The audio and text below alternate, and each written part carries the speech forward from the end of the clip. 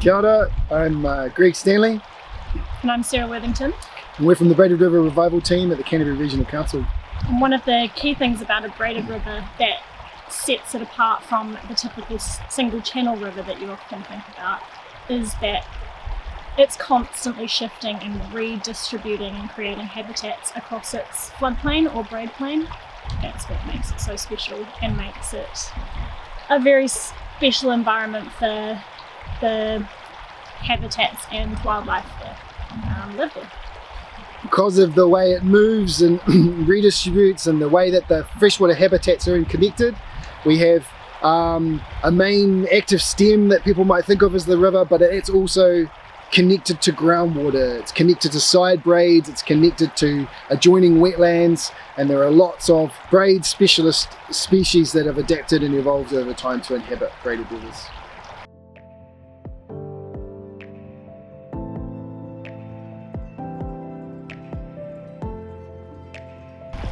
So as we've changed these braided rivers and we've added infrastructure and embankments and protections and low-cost vegetation, as well as 100, 200 years of European settlement, we've lost the many different types of habitats that we had as part of a braid plain, and we've now left with a single modified homogeneous habitat that just means really that we've gone from having thousands of species and hundreds of different types of habitats down to, you know, a handful of species and a relatively uniform habitat. We've seen a lot of constriction of river corridors where they're much narrower than they ever would have been in the past. Many of our wetlands have been drained and used for just productive uses. They're good soils and things, so excellent growing. We had extensive wetlands in Canterbury. They've been reduced more than 95%, as much as 98%, with only 2% of the wetland extent remaining. Most of our forest habitat near the coast was used and milled in the early years of colonisation just to build the city or to sell the wood for other purposes.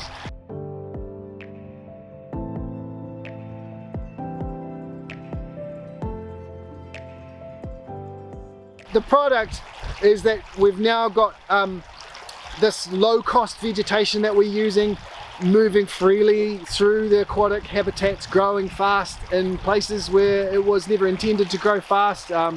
We've got a lot of upkeep and maintenance to do to keep problem pests and fast-growing species out of habitats.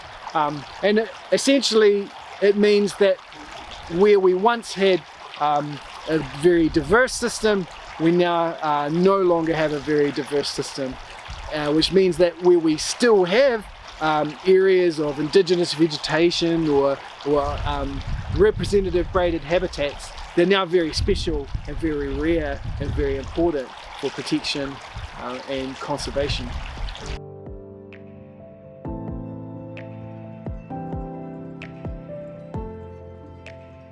So we know that the remaining habitats we have in braided rivers need to be protected and where possible enhanced. We also know that we need to protect people from flooding, and in the face of climate change the risk of flooding is going to become more frequent, and that becomes really important that people are safe. The way we do that at Environment Canterbury within the Braided River Revival team is we are seeking to find a balance between flood protection assets as a function, preventing water from getting out of the river, and also improving and enhancing habitat within that space. The way we do that is through multiple tools. In some cases it might be appropriate to give the river more space and let it breathe, just to have space for water to flow. In other cases we might be using native vegetation in order to improve habitat function within a flood protection vegetation asset, so preventing water from getting through that space.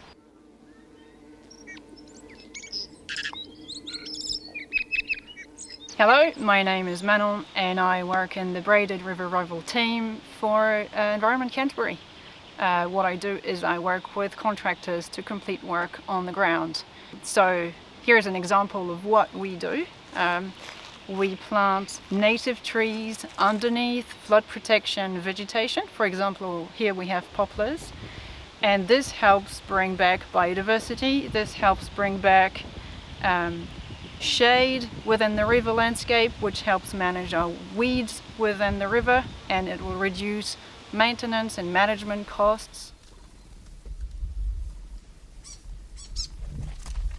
So as a team, whenever we're undertaking work on the ground, we're always trying to maximise the benefits that we provide within a space. So as Manon said, when we're planting native vegetation within existing flood protection trees, you're improving habitat, you're decreasing weed load, you're also providing benefit like increased insect populations that can improve pollination of crops on adjacent farmland. So in all that we do, we're always just trying to create a space that is the maximum benefit that it can provide while improving our river systems and also providing flood protection to keep people safe.